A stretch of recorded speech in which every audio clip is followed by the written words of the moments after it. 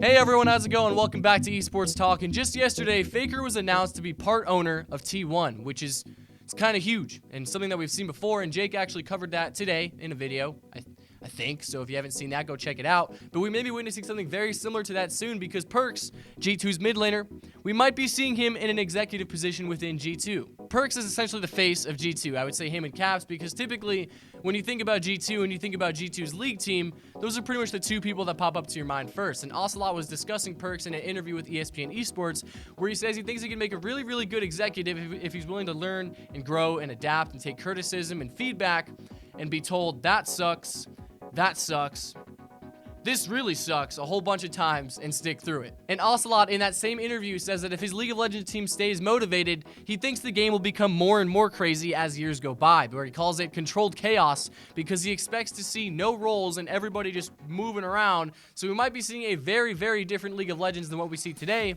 But on top of that, also just a very different, more versatile G2. But like I mentioned before, this could be a pretty similar situation to what we see now with Faker and T1, or even TSM with Perkz. And one thing I noticed about that is that TSM is pretty much NA's most well-known team, and T1 is pretty much South Korea's most well-known team. So these huge orgs that have been dominating and have been present for so long, you know, they seem to be the orgs that gain player ownership because they're so renowned, and I imagine those players, they do plan on sticking around for a long time. So while it might seem like a risky move to actually incorporate your players into the executive side of things, at least these players have actually been around for a long time, and they can actually be trusted by their orgs. And I find it kind of funny that Ocelote says that right after G2's performance and losses against both Schalke and Misfits, which is also interesting considering all the drama that was just surrounding Forgiven, Schalke's prior AD carry, and how he just kind of left the team, and suddenly he leaves the team and they win against the best team in Europe. I'm not trying to say anything,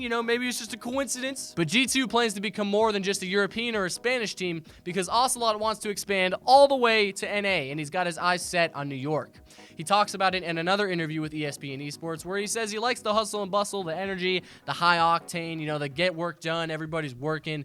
That's why he likes New York, and he wants to move out there with his family, and after trying to secure a franchise spot in the LCS a few years ago with G2 and getting denied, he may eventually try again for another North American team in a different esport. But G2 is obviously known for having really good teams in a lot of different esports, so making a shift to North American esports might actually kind of end up being a step down for him. Of course, with the lack of talent and just players in other regions just typically being better, so that might not be the move for him. But there's one thing that I do know, and that he's coming to New York, and we could probably expect some even bigger things from him. Thank you all so much for watching. I hope you enjoyed this video. I'll be seeing you all very soon, so take it easy. Have a wonderful day, and I'll see you guys next time.